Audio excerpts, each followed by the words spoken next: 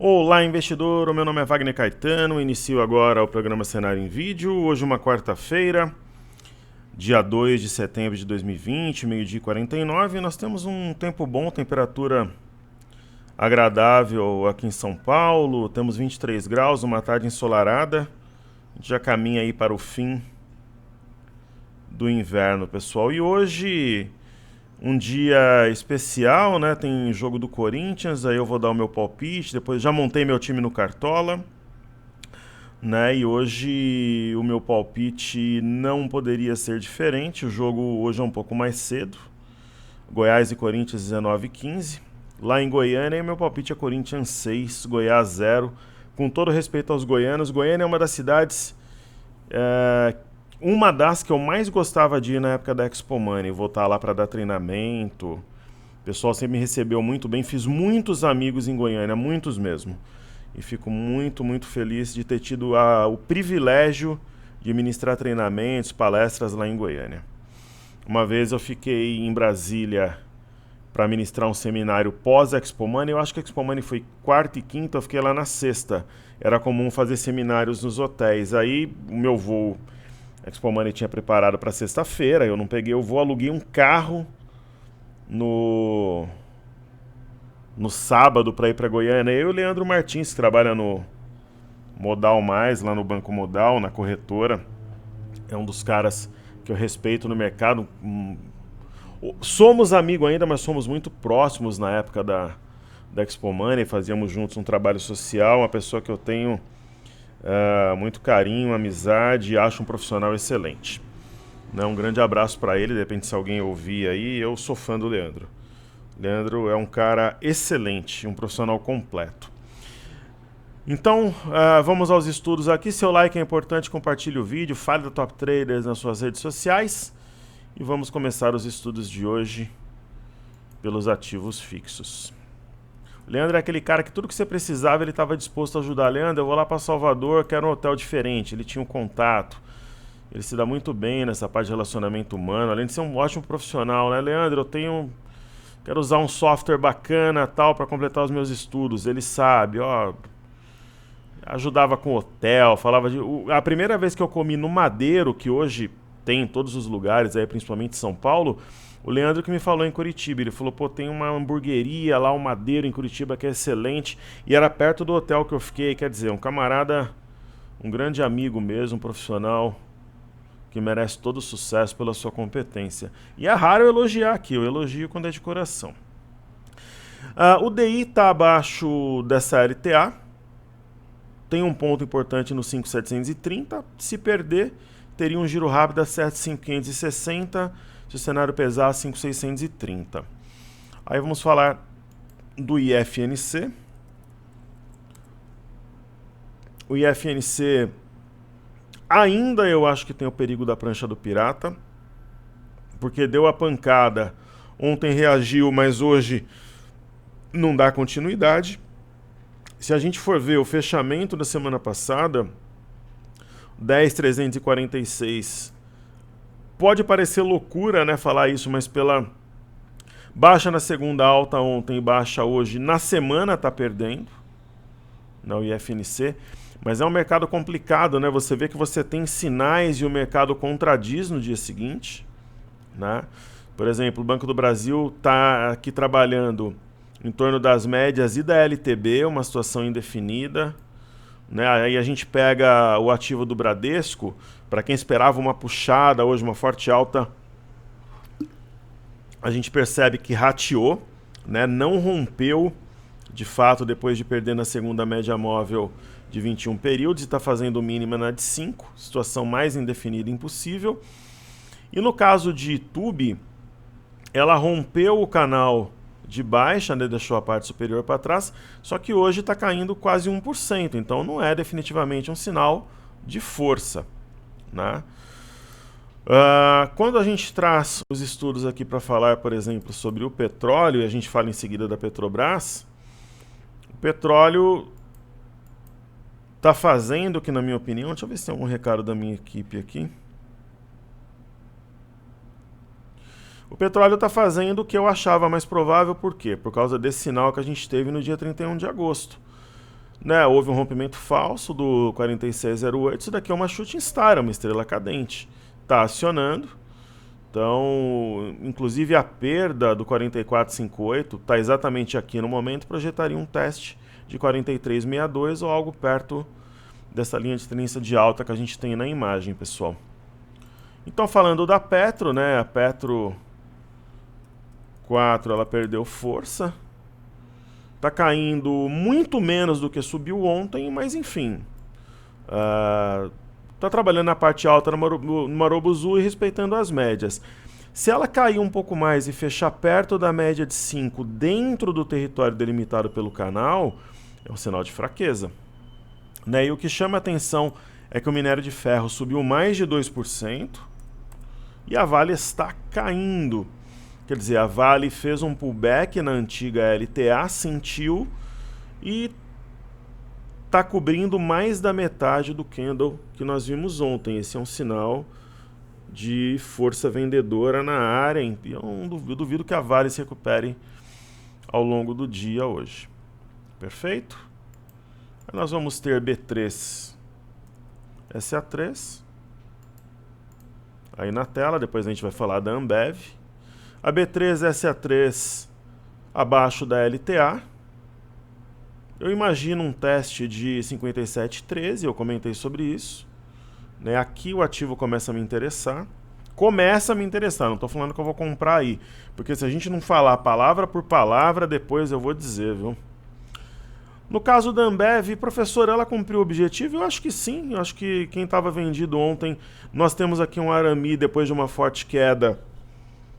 É um ponto para realizar lucro da venda, para quem trabalhou short, mas eu não vejo como um ponto de compra ainda. Sinceramente, não. Ok? E aqui o que eu vou fazer? Eu vou falar do Bitcoin. O Bitcoin a gente vinha alertando.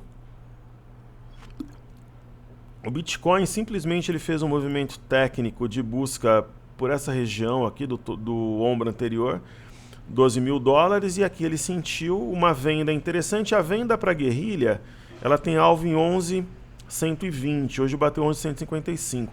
E aqui é a neckline, aqui separa o joio do trigo. Separa o trade de guerrilha de uma posição de swing trade um pouco mais convicta. E a gente tem o BZQ, que é inverso ao mercado aqui no Brasil, né? Ele cai, se o mercado cai, ele sobe duas vezes. E hoje dando algum sinal de equilíbrio numa região de suporte, aqui em torno de 13,90. Será que segura e rompe as médias?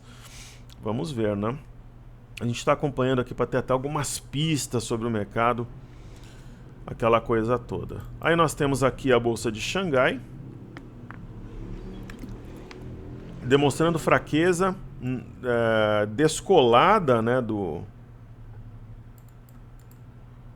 que acontece na Europa, por exemplo, dos seus próprios indicadores, né, tá numa região chave. A perda das médias e DLPTA projetaria um teste rápido de 13.313. E as bolsas na Europa subindo como se não houvesse o amanhã, né? Elas ainda têm um desenho baixista, aqui a gente tem uma LTB, é um novo teste da LTB com formação de sombra superior, no caso da Bolsa de Paris.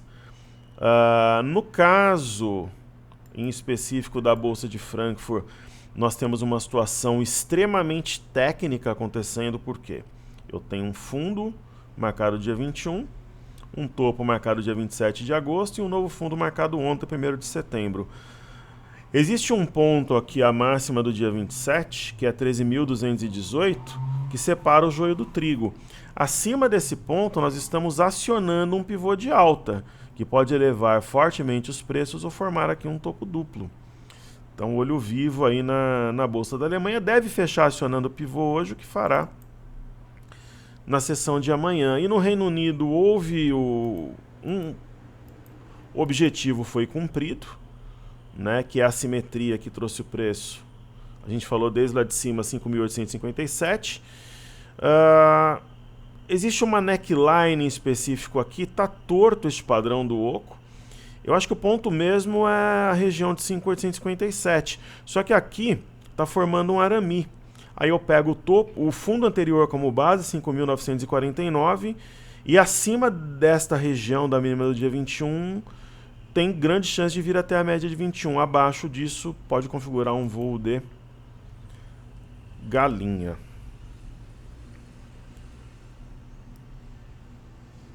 Perfeito? Aí nós temos a seguir a bolsa, o índice Nasdaq. Algum sinal aqui de força vendedora, equilibrando as coisas fora da banda, dentro da banda. É um sinal de alerta, mas não um sinal de topo também. Aí temos o Dow Jones. Eu falei sobre isso no Telegram hoje. Tem uma brincadeira do Johnny comigo, que foi meu aluno. É meu aluno ainda hoje, né? E hoje o Johnny é meu sócio.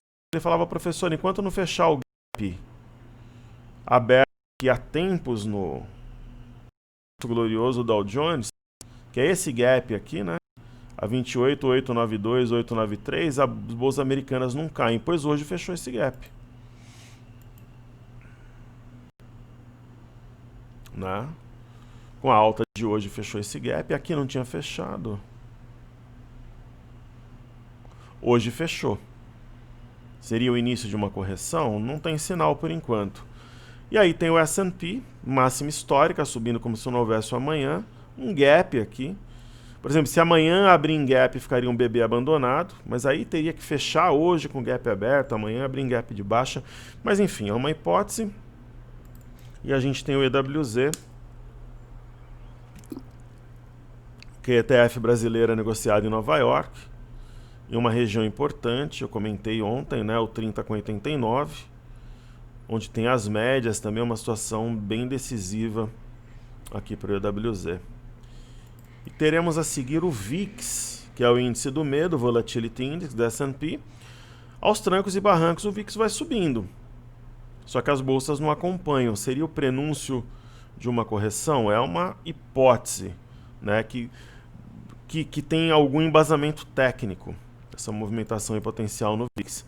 Aí a gente vai ter o DXY, né, que é o dólar contra uma cesta de moedas. Nós temos um sinal de fundo, possível rompimento falso de 92,13. Ontem formou o martelo e hoje está acionando. Então é um sinal de fundo no DXY, sim. Aí falemos aqui então do BOVA11. O BOVA11 ele rompeu o canal de baixa, só que não. Aqui tem um batalhão de resistências, né? Entendo que aqui a gente tem que marcar o ponto mais alto agora. Não é porque é um batalhão de resistências, ó. 98,50, 98,46, 98,66, 99,06, 98,73, 98,56. Ontem 98,45. Qual foi a máxima? 98,98. Então vou marcar o ponto alto mais recente aqui.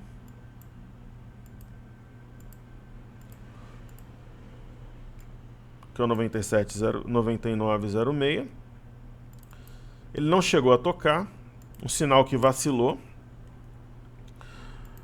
Né, esteve mais forte do que hoje no dia 25/8. E entendo que a gente deve pegar a máxima de ontem, foi 98,45, está abaixo, trabalhando dentro aqui da região delimitada pelo canal. Se perder as médias, no mínimo a mínima de ontem, 96,55 será testada, mas eu apostaria em 95,70. Quando a gente traz o preço para o Ibov também, né, um batalhão de resistências, chegou a tocar os 102,710 e foi além, 102,824, e não sustentou, fica com uma ideia de um rompimento falso. E se fechar daqui para baixo, principalmente se fechar um pouquinho abaixo da média de 5, fica com uma ideia de rompimento falso do canal, né, e de que a força compradora não atuou aqui na média. Se ficar essa leve sombra aqui, o mercado ainda fica equilibrado. Ontem acho que o mercado exagerou um pouco na dose, começou a subir. E aí a gente tem o dólar, né? O dólar fraco, tá fraco no mundo inteiro. Não. Não está fraco no mundo inteiro, aliás, tanto que o DXY está subindo, ele está fraco aqui no Brasil, né?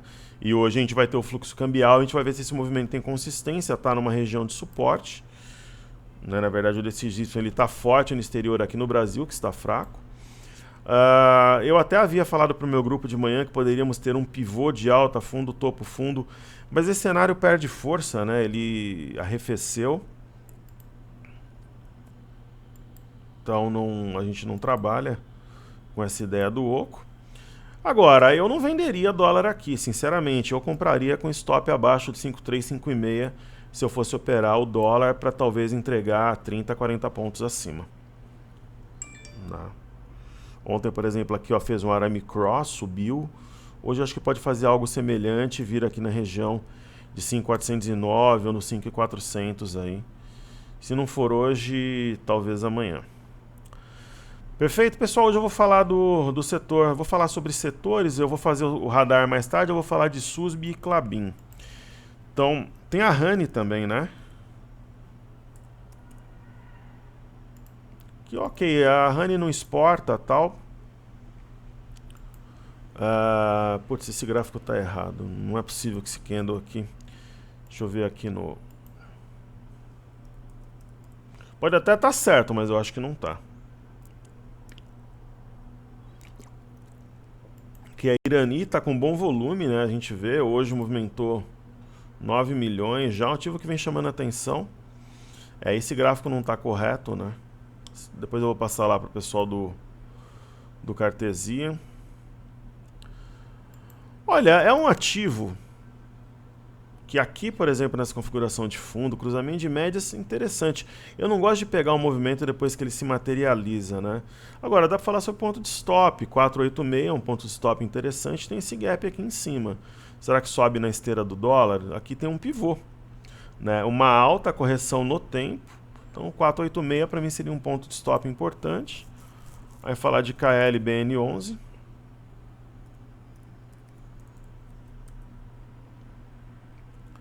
A gente vê a Klabin aparentemente montando um topo arredondado, com alvo aqui nos 25. Acho que aqui separa-se os homens dos meninos. O candle de hoje não é animador. Não vejo compra. E SUS B3, que é uma das queridinhas aí do mercado, né? O trade mais claro que esse trade na compra aqui, em torno de R$36 na... Vou até apagar aqui. Impossível, né? Aqui fez um Três Rios, recuou, rompeu firmes 40 com 15 e tinha um alvo claro, 51,20. Alvo é alvo. Alguns podem interpretar isso aqui como um mastro bandeira. Eu acho que o movimento corretivo desce mais. É a minha opinião. Eu não vejo como oportunidade essa correção, não. Ok? Se perder a média de 21, mesmo para quem é mais resiliente, eu colocaria um stop. E para a gente finalizar, falemos do mini índice, tal desafio te vejo nos 95 mil pontos. A gente conta, né, a abertura do dia seguinte ao desafio, que foi ontem a 100.450. Nossa, porque nem eu recebi e-mails dramáticos. Nossa, professor, eu imagino como você deve estar se sentindo. Pessoal, eu estou tranquilo, minha vida segue normal. Eu opero aquilo que eu posso operar, que está compatível com o meu financeiro, vida familiar normal, social normal. Quando as perdas ou ganhos da bolsa começam a te incomodar, tem alguma coisa errada. Você está mais alavancado do que você deveria. É claro, você não pode operar como um maluco, você tem que operar com embasamento técnico. Mas assim, você começa a brigar com a esposa, tratar filho mal, não cumprimenta o porteiro, você sai do seu centro, alguma coisa está errada. Ou manejo de risco, você está colocando uma grana que não poderia estar na bolsa. Eu estou absolutamente tranquilo, né? Mesmo porque, quando eu fiz o desafio, foi extremamente claro. Os alunos da imersão 10 estão vendidos desde a máxima histórica, um pouquinho abaixo da máxima histórica. Se você for contar a diferença de preço que deu do contrato quando a gente rolou, né? Nós estávamos vendidos no contrato, o INQ20, a gente rolou para o V20, está acima dos 105 mil pontos. Deve dar uns 105.200, 105.300 por ali. Então, nós estamos vendidos a menos... umas centenas de pontos abaixo da máxima histórica, talvez 1% abaixo da máxima histórica, da máxima pós-crash, né? Máxima histórica é dose, né? Na máxima pós-crash, Então a gente pegou a venda na imersão 10, menos de 1% abaixo do pico. Então para nós é uma situação confortável. Então, pô, claro, eu queria ter ganho grana ontem, queria, mas está tudo sob controle. E para quem entrou no desafio, vendeu a 100,450, é impossível, né, ter vendido, né, muito a não ser que vendeu acima e está com preço, até com lucro, né? Mas a gente contar a abertura, a mínima foi 100,290, então não tem drama. Simples assim. Falando tecnicamente do movimento, eu entrei no desafio ali na abertura 100,450, mas eu tô com medo. Na hora que chegar no 100,450, no 100,430, você zera, pega o troco e vai almoçar, né? Então, simples assim, eu vou manter, pelo menos por enquanto, mas prometo acompanhar até o fim aqui publicamente também. Eu vou atualizar aqui o 100, 103,090. E tem que ver o racional da operação, que é o pico atingido no dia 25/8. Hoje chegou a bater nessa região exatamente no 103, 190. Provavelmente tinha um monte de robô aqui com as ordens e baixaram o preço. As máximas recentes, 102,585, perdida. 102,450 na segunda, perdida. De ontem, 102,475. Hoje fez uma máxima maior, mas está caindo. Teste de resistência com a entrada de ursos, rompimento falso da máxima de ontem. Só que tem que baixar um pouco mais e perder essas médias aqui para que o desafio tenha uma zona de conforto, aí indique realmente um teste, pelo menos dos 99,520, que é a barra aqui, a parte baixa de Cimarobuzu. Então, pessoal, podem ficar tranquilos aí que eu estou extremamente... Teve aluno que escreveu, nossa, como você deve estar se sentindo, normal. Absolutamente tranquilo. Mesmo porque nós estamos vendidos lá em cima. Mesmo quem entrou atrasado, tudo quem já vinha vendido. Fora o lucro que a galera do passaporte já tem já há várias semanas. A gente pegou a alta, fez giro. Enfim, simples assim.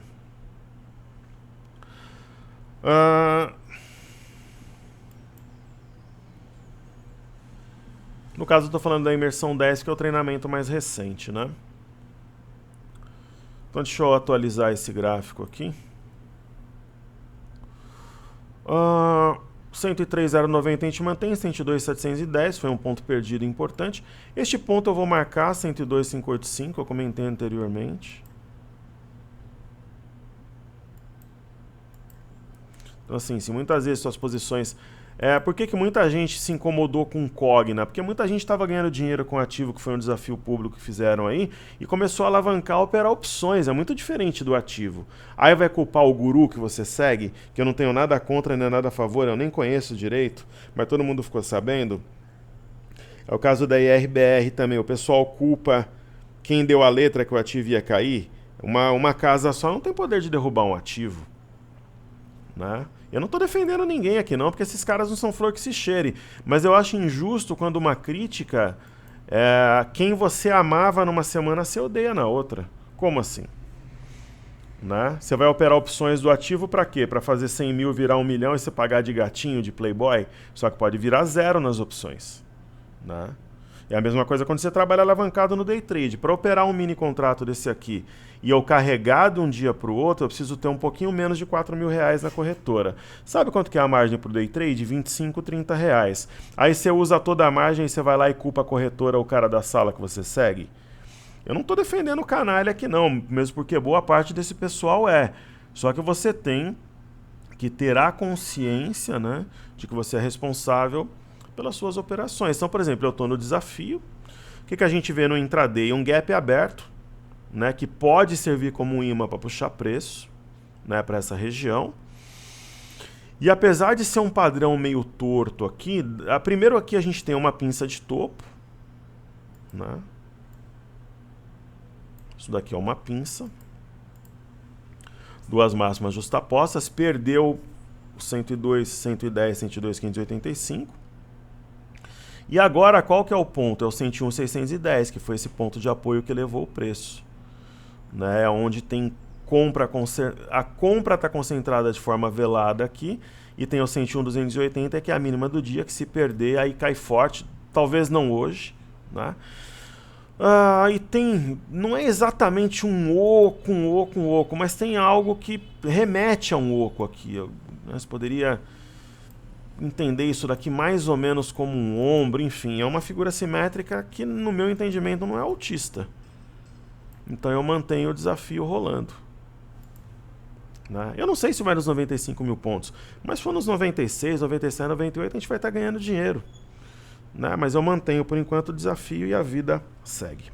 Ok, pessoal? Saúde e paz a todos. Até mais tarde no Radar. Seguimos juntos porque juntos somos mais fortes. Hoje Corinthians 6, Goiás 0. Valeu.